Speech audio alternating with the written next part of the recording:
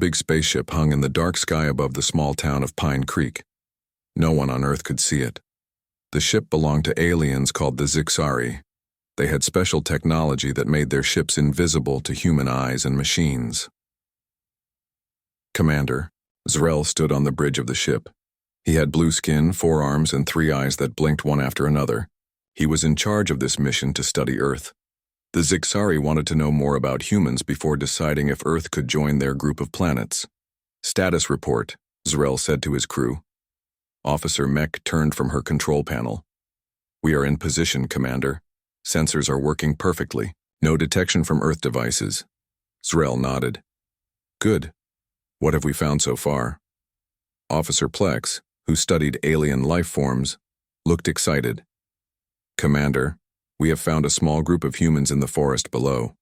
They appear to be separated from the main settlement. This is a perfect chance to observe them up close. On the screen, Zrel could see a small clearing in the woods. There were 7 humans there. What the aliens didn't know was that it was just a camping trip. 6 kids and their teacher, Mr. Bill Rogers, were enjoying their summer break. The children were having fun. Katie Brown and Greg Nelson were roasting marshmallows over a campfire. Ben Wilson was setting up a tent with help from Mr. Rogers. Olivia Martin was looking at stars with a small telescope. Sam Baker and Zoe Adams were telling scary stories. Tomorrow we'll hike to the waterfall, Mr. Rogers told the kids, so everyone should get some sleep soon. Katie pointed to her marshmallow. Just one more, please? It's perfect and golden brown. Back on the ship, the aliens watched with great interest. Look at how they use controlled fire, said Plex. And notice how the larger human directs the smaller ones. This must be some kind of training exercise. Zrel leaned forward. I want more information. Take us lower. The pilot, Officer Tren, pressed some buttons. Moving to 500 meters above. The target, Commander. As the ship moved lower, something went wrong. A red light began to flash on the control panel. Commander, shouted Tren. Our cloaking system is failing. The magnetic field from this planet is interfering with our technology. Down in the clearing, Sam stopped in the middle of his story. Hey, do you guys see that? Everyone looked up. There was a strange shimmer in the night sky like rippling water. Whoa, said Ben. That's not normal. Mr. Rogers frowned. It's probably just the northern lights, or... He stopped talking when the shimmer turned into a clear outline of a massive ship. It's a UFO, Greg shouted, jumping to his feet. On the ship, alarms were ringing loudly. We've been spotted, said Officer Mech, her voice full of panic. The humans can see us. Zrel made a quick decision. This is bad. The mission is now at risk. We need to take action before they alert their leaders. What should we do, Commander? Asked Plex. Zrel paced back and forth, his 4 arms clasped behind his back. We need to contain this situation. These humans have seen our ship. If they tell others, it could cause panic across their planet. We are not ready for full contact with Earth yet. Should we just leave? Asked Tren. No, said Zrel firmly. If we leave, they will still report what they saw. Our mission guidelines are clear. When observation is compromised, we must collect samples to study. You mean, take the humans? Asked Mech, her eyes wide. Yes, said Zrel. Use the capture beam. Bring all of them aboard for study. We will return them later with their memories wiped. They will think they just had strange dreams. Right away, Commander, said Tren, pressing a series of buttons. Down. In the clearing, a bright blue light suddenly shone down from the ship. The children and Mr. Rogers looked up in fear and wonder. Everyone stay together, yelled Mr. Rogers, trying to gather the children close to him. But it was too late. The blue light grew brighter and the humans felt a strange floating sensation. Their feet lifted off the ground. Olivia screamed. Sam reached for a tree but couldn't. Grab it. Katie dropped her marshmallow stick. Mr. Rogers tried to hold on to Ben and Zoe, but the force was too strong. In seconds, all 7 humans were pulled up into the ship. The blue light disappeared. The clearing was empty except for the still burning campfire, the half-built tent, and the telescope pointing at stars that no one was looking at anymore. On the ship, the humans appeared in a special room with transparent walls. They were scared but unhurt. "Where are we?" asked Greg, his voice shaking. I think we're inside the UFO," said Sam. Mr. Rogers put on a brave face. "Everyone stay calm. We'll be okay. I'll protect you." But even he wasn't sure if that was true. Commander Zrel looked at the captured humans on a screen. "Good. The specimens are secure. Take us back to orbit. We will examine them and then decide what to do next." What Zrel didn't know was that taking these humans, especially the young ones, would soon cause the biggest problem of his career. And far above, on the main Zixari ship, Admiral Krax was about to get some very disturbing news about what his scout ship had done. The main Zixari ship, called the Star Voyager, was huge. It could hold 20 smaller ships inside it. Right now it waited at the edge of the solar system. Admiral Krax was in charge of the whole mission to Earth. Admiral Krax had green skin, with small purple spots. He had been exploring space for 50 years. He had met many different aliens from many planets. He was wise and careful. He knew that meeting new species for the first time was always dangerous. Krax was looking at reports when Officer Jix came in. Jix looked worried. "Admiral, we have received a message from Commander Zrel's scout ship," said Jix. "They have captured some humans." Krax put down his report. "Captured? Why would they do that? The mission was just to watch, not to interact. Zrel says their cloaking device failed. The humans saw the ship. He decided to take them to protect our mission." Krax stood up quickly. "Bring Zrel's ship here right away. I want to speak to him face to face." 3 hours later, Commander Zrel stood in front of Admiral Krax on the bridge of the Star Voyager. Zrel tried to look confident, but his hands were shaking. "Explain yourself, Commander," said Krax in a cold voice. "Admiral, our mission was at risk. The humans saw our ship. If they told others, it would cause problems. I followed protocol for when observation is compromised. I captured the witnesses for study." "Show me these humans," ordered Krax. A big screen on the wall turned on. It showed the 7 humans in a room with see-through walls. The children sat close together on benches. They looked scared. Mr. Rogers was trying to comfort them. "Tell me about these specimens," said Krax. Dr. Lim, the ship's scientist, stepped forward. She studied all kinds of alien life. "We have 7 humans, Admiral. 1 is an adult male. The other 6 are juvenile humans." "Juvenile?" asked Krax. "You mean children?" "Yes, Admiral. According to our research, humans protect their young very strongly. Young humans spend many years learning from adults before they are ready to be on their own." Admiral Krax's face turned dark green, a sign that he was very angry. "Commander Zrel, do you realize what you have done? You have taken children from their families." Zrel looked confused. "They are just specimens, Admiral. We treat them well. We can return them later." "Just specimens?" shouted Krax. His voice was so loud that everyone on the bridge jumped. "In every species we have ever met, young ones are the most precious and protected members of society. This is a serious mistake."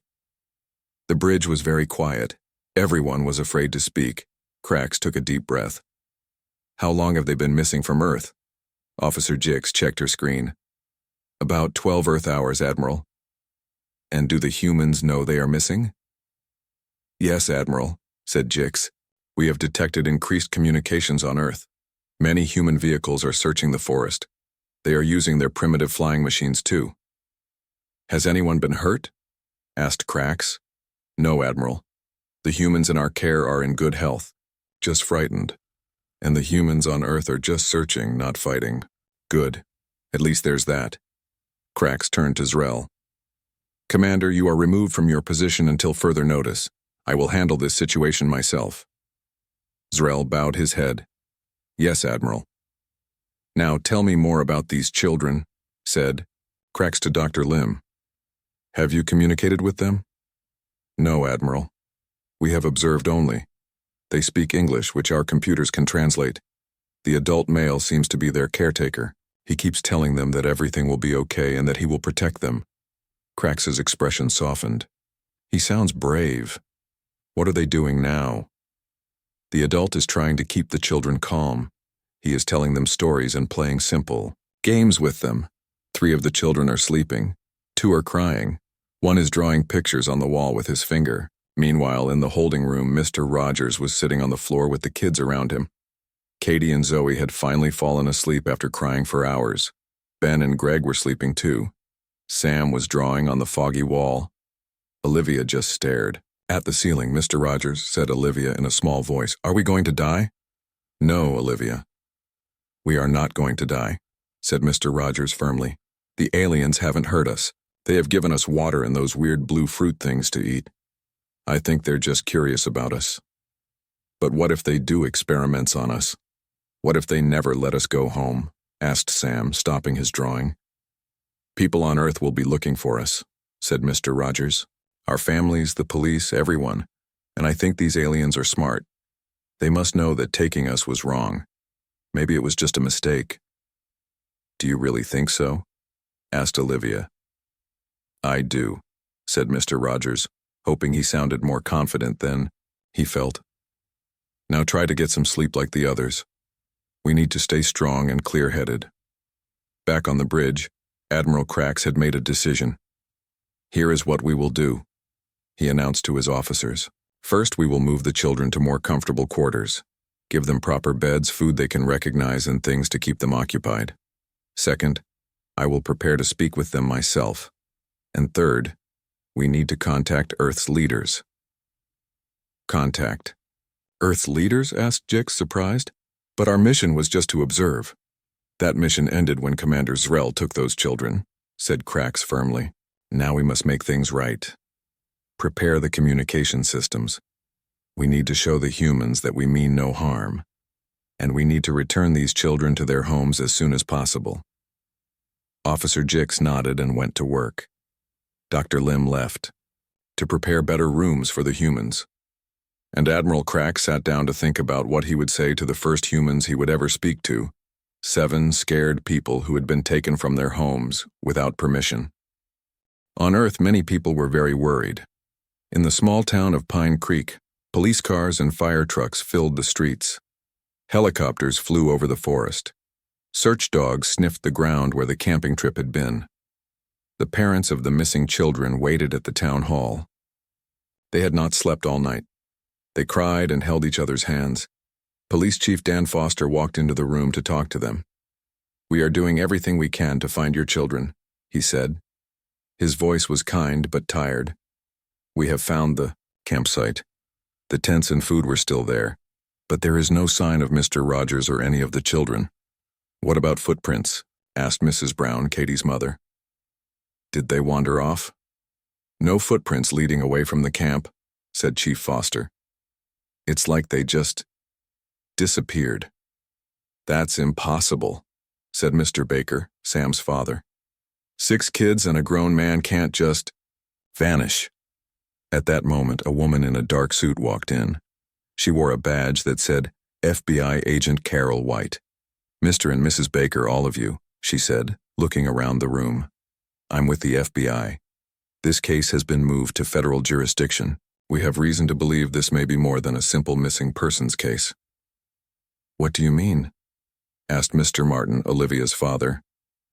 Agent White took a deep breath. We have received reports from 3 different people who were camping nearby. They claim to have seen unusual lights in the sky last night, around the time your children went missing. The room was very quiet. Then Mrs. Nelson, Greg's mother, spoke up.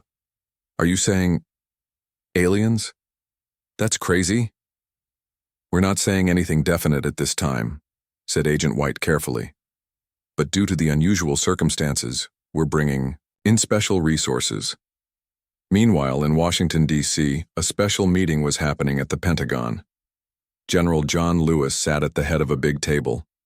Around him were military officers, scientists, and government officials. What do we know so far? Asked General Lewis. Dr. Helen Davis, who studied space, spoke first. Our satellites detected an unknown object in Earth's orbit last night. It was there for about 3 hours, then moved away very fast. too fast for any human spacecraft. "And you think this is connected to the missing children?" asked General Lewis. "The timing matches perfectly," said Dr. Davis. "The object was directly above Oregon when the children disappeared." "So what are our options?" asked the general. Colonel Frank Powell, in charge of Air Force operations, cleared his throat. "We have fighter jets ready. If the object returns, we can attempt to intercept it." "And start an interstellar war?" said Dr. Davis sharply. "If they have technology advanced enough for space travel, our weapons might be useless against them." "We can't just do nothing," said Colonel Powell. "American children have been taken." "What about trying to communicate?" suggested Dr. Maria Lopez, who studied languages. "If these are intelligent beings, maybe we can talk to them." General Lewis nodded slowly. "Dr. Lopez, set up a message system. Use all frequencies. If they're watching us, maybe they're listening too." Back on the star Voyager, Admiral Krax was watching the Earth news on the ship's screens. The Zixari could pick up TV and radio signals from Earth. "The humans are very upset," said Officer Jix. "They are searching everywhere for the missing ones." "I'm not surprised," said Krax. "I would expect nothing less from a species that cares for its young." "Admiral," said Jix, "we are picking up a new signal from Earth. It is being broadcast on many frequencies. I think it's meant for us." "Put it on." "The main screen," ordered Krax. The face of Dr. Maria Lopez appeared on the screen. She spoke slowly and clearly. "To the unknown visitors. We know you are there. We know you have taken 7 of our people, including 6 of our children. We want them back, safe and unharmed. We wish to establish peaceful contact. Please respond." The message repeated in several languages. "They are trying to talk to us," said Krax. "Good. That's better than attacking." "What should we do, Admiral?" asked Jix. "We will answer them. But first I want to speak with the humans we have on board." In their new rooms, the 7 humans from Earth were feeling a little better. They now had comfortable beds and familiar food. There were even books and simple games for the children, but they were still scared and confused. "Mr. Rogers, look," said Ben, pointing to the door. "Someone's coming." The door slid open, and Admiral Krax walked in. He was taller than Commander Zrel and had more colorful skin. He moved slowly to show he was not a threat. "Hello," said Krax, his words translated by a small device he carried. "I am Admiral Krax of the Zixari Exploration Fleet." Mr. Rogers stood up straight. He was scared but tried to look brave for the kids. "I am Bill Rogers. These are children under my care. Why have you taken us?" "That was a mistake," said Krax honestly. "Commander Zrel was wrong to bring you here. I apologize for the fear and trouble this has caused. We mean no harm to you or your planet." "Then will you take us home?" asked Katie hopefully. "Yes, little one," said Krax, his voice gentle. "We will take you home. But first I need your help." "Our help?" asked Mr. Rogers, surprised. "Yes. Your people on Earth are very worried. They have started to send messages to us. I want to send a message back to let them know you are safe and will be returned. Would you help me do this?" Mr. Rogers thought for a moment. "If we help you, you promise to take us back to Earth?" "You have my word," said Krax, placing all 4 of his hands over his chest in a Zixari promise gesture. "Okay," said Mr. Rogers. "What do you need us to do?" "We will record a message showing that you are all safe. Then we will send it to your leaders. After that, we will begin arrangements to return you to your homes." The children looked at each other. For the first time since being taken, they felt hope. "Will our parents see the message?" asked Olivia. "Yes," said Krax. "We will make sure of it." "Then let's do it," said Mr. Rogers. "The sooner we get this done, the sooner we can go home." Admiral Krax nodded. Things were moving in the right direction. But he knew returning the children would be just the beginning. The humans now knew they were not alone in the universe. Everything would change. In the White House, the President of the United States sat at a big table. Around her were her most trusted advisors. They all looked worried. On a large screen in front of them, They watched the search for the missing children. "Madam President," said General Lewis, "we have sent messages on all frequencies for the past 6 hours. So far, no response." The president frowned. "And you're certain this is an alien abduction? Not some criminal activity?" "The evidence points that way," said Agent White from the FBI. "3 witnesses saw strange lights. Our satellites tracked an unknown object. And there's no other explanation for how 7 people could vanish without a trace." Just then a young man rushed into the room. "Madam President, we're receiving a transmission. It's coming from space." "Put it on screen," ordered the president. The screen flickered and then showed a strange room. In it stood Mr. Rogers and the 6 children. They looked tired but unharmed. Beside them stood Admiral Krax, much taller than the humans. "My fellow Americans," began Mr. Rogers, his voice slightly shaky. "This is Bill Rogers with Katie Brown, Greg Nelson, Ben Wilson, Olivia Martin, Sam Baker, and Zoe Adams. We are alive and unharmed." The room erupted in excited voices. The president raised her hand for silence. On the screen, Mr. Rogers continued. "We were taken by mistake by these beings, called the Ziksari.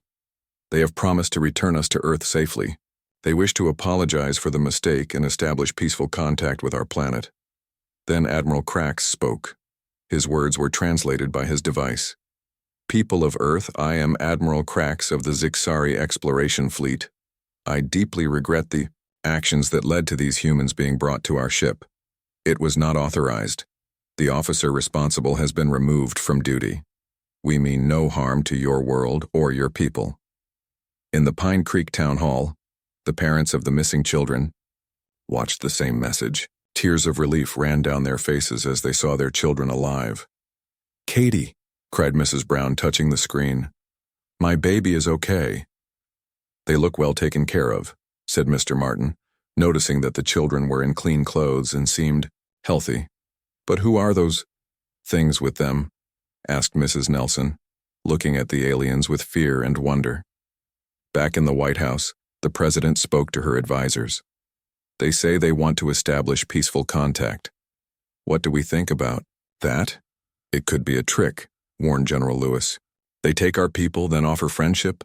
Seems suspicious." "Or it could be exactly what they say," said Dr. Lopez.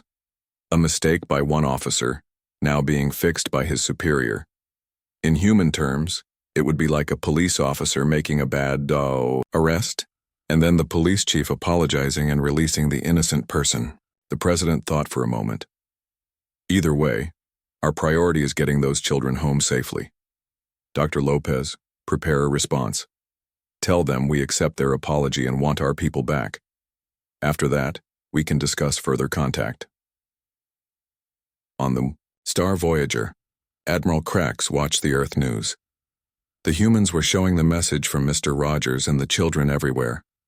Most humans seemed relieved that the children were safe, but many were still scared of the aliens.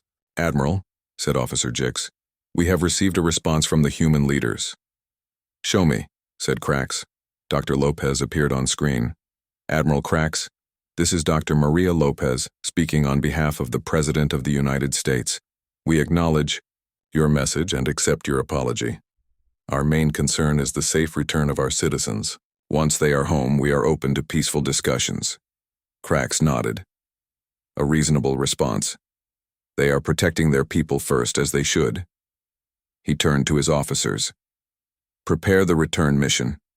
We will take the humans back to the exact spot where they were taken, but we must be careful. The humans will likely have many people waiting there." Meanwhile, Mr. Rogers and the children were in their room, waiting for news. "Are we really going home?" asked Zoe. She was the youngest, at only 8 years old. "Yes," said Mr. Rogers. "Admiral Krax gave his word and I believe him. He seems very sorry about what happened." "Do you think we'll get in trouble for being on an alien spaceship?" asked Ben. "No one back home will believe us." Sam laughed. "We're on TV, Ben. Everyone saw us with the aliens. We're probably going to be famous." "I don't want to be famous," said Katie quietly. I just want to see my mom and dad. Me too, said Greg. And sleep in my own bed. And eat real food, added Olivia. The stuff they give us here is weird. There was a knock at the door and Dr. Lim entered. Good news, she said through her translator. We will be taking you home soon. Admiral Krax asks if there is anything you need before we go. Mr. Rogers smiled at the children, then turned to Dr. Lim. Just our safe return, that's all we want. And maybe some souvenirs, suggested Sam hopefully. I mean, how many kids get to visit an alien spaceship? Dr. Lim looked confused. Souvenirs? He means something to remember this by, explained Mr. Rogers. But it's not necessary. I understand, said Dr. Lim. I will speak with the Admiral. A few hours later, a small ship was ready. It would take the humans back to Earth. Admiral Krax himself would go with them to speak with the Earth leaders. This will be the first official contact between our peoples, Krax told his officers. It must go well. The humans must see that we are peaceful and trustworthy. Commander Zrel, who had been quiet since being removed from duty, stepped forward. Admiral, I wish to go too. I want to apologize personally for my mistake. Krax considered this. Very well. It may help the humans to see that we take responsibility for our actions. The 7 humans and the 3 aliens boarded the small ship. As they prepared to leave, Mr. Rogers looked out the window at the stars. He had never imagined he would travel through space. Despite all the fear and trouble, part of him was amazed by what was happening. We're making history, he told the children as the ship began to move toward Earth. No matter what happens, remember that you were part of something important. The day humans and aliens first met. The small ship flew toward the blue planet, carrying with it the hope for a new chapter in human history. The small ship flew toward Earth. Inside, the children were excited but nervous. They looked out the windows at their blue planet getting bigger and bigger.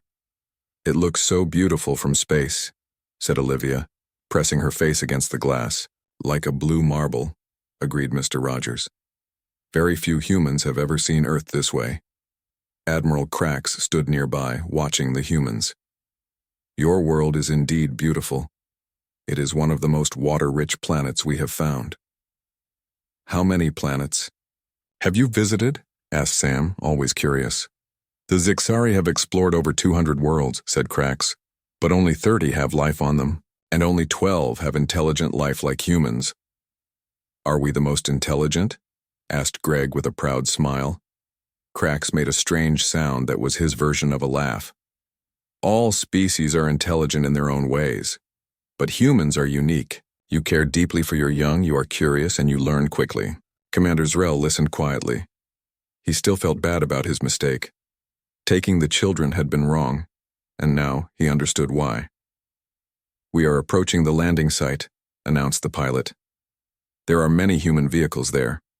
On the ground, in Pine Creek, a large area had been cleared in the forest. Military trucks and cars surrounded it. Soldiers stood guard, news crews waited behind barriers, and most importantly, the families of the children stood together, holding hands and looking up at the sky. I can see something, shouted a soldier, pointing up. It's coming down. Everyone looked up to see a silver ship slowly descending. It was shaped like a flat disc with smooth edges. It made almost no noise as it came down. Remember, said General Lewis to his soldiers, no aggressive moves. Our priority is getting those kids back safely. The ship landed softly on the grass. For a moment, nothing happened. Then a door opened on the side and a ramp extended to the ground. Mr. Rogers was the first to appear. He stepped out and waved to show he was okay. Then the children came out one by one. They blinked in the bright sunlight, looking around at all the people. Mom! Dad! Shouted Katie, seeing her parents. She started to run toward them. Wait! Called a soldier, trying to stop her, but General Lewis waved him back. Let them go, they've been through enough. One by one, the children ran to their families. There were hugs and tears and joyful cries. Mr. Rogers was hugged by his wife, who had driven all night to get there. After the happy reunions, Admiral Krax and Commander Zrel stepped out of the ship. The humans gasped at the sight of the aliens. Some people stepped back in fear. A few soldiers raised their weapons, but General Lewis signaled them to hold fire. "Greetings, people of Earth," said Admiral Krax, his translator making his words clear to everyone. "I am Admiral Krax of the Zixari Exploration Fleet. We return your people to you with our deepest apologies for their temporary removal." The President stepped forward. She had flown in by helicopter just for this historic moment. "Admiral Krax, on behalf of the people of Earth, I accept your apology. The safe return of our citizens is greatly appreciated." Commander Zrel stepped forward and bowed his head. "I am Commander Zrel. It was my decision to bring the humans to our ship. I was wrong to do so. I ask for forgiveness." There was a moment of silence. Then, surprisingly, little Zoe walked over to the aliens. Adults tried to stop her, but she was too quick. "I forgive you," she said to Zrel. "You were nice to us. You gave us good food and toys, and we got to see space." Zrel blinked, his 3 eyes in surprise. Then he bent down to be closer to Zoe's level. "Thank you, small human. Your kindness is greater than my mistake." The tense mood seemed to break. People relaxed a little. Several of the other children went to stand with Zoe, showing they weren't afraid. "We have brought small gifts," said Admiral Krax. He handed a box to the President. "These are star maps and images of your solar system from our explorations. We hope they will help your scientists learn more about your own neighborhood in space." The President smiled. "Thank you. This is a generous gift. Perhaps this marks the beginning of a friendship between our peoples." Admiral Krax nodded. "That is our hope as well." Over the next few hours, the aliens and humans talked. Scientists asked questions about space. Doctors looked at the children to make sure they were healthy. News crews filmed everything from a distance. Finally, Admiral Krax announced it was time for the Zixari to leave. "We will return to our main ship now, but with your permission, we would like to send diplomatic representatives in the future to learn more about humans and share our knowledge." "You would be welcome," said the President. "Perhaps next time with proper invitation and no abductions." Krax made his laughing sound again. "Agreed. No more taking humans without asking." The children said goodbye to the aliens. Despite the scary beginning, many of them had become fascinated by the Zixari. Sam even asked if he could visit their planet someday. "Perhaps when you are older," said Krax. "We have much to learn from each other." As the aliens boarded their ship, Mr. Rogers stood with his students and their families. "Well, kids," he said with a smile, "this wasn't the camping trip I had planned, but I think we've all learned something important." "Yeah," said Ben. "Aliens are real." "And even aliens make mistakes," added Olivia wisely. "But they also know how to say sorry and make things right," said Mr. Rogers. "That's something we can all remember." The silver ship rose into the air, hovered for a moment, then shot up into the sky much faster than any Earth aircraft could fly. In seconds, it was just a dot, and then it was gone. The children would have quite a story to tell when school started again, and Earth would never be the same, now that humans knew they were not alone in the universe. 3 months later, the first official Zixari diplomatic ship arrived at the new International Space Embassy, built just for this purpose. And among the first human representatives chosen to meet them was Mr. Bill Rogers, along with 6 very excited children, who were now famous throughout the world as the first humans to travel in space with aliens.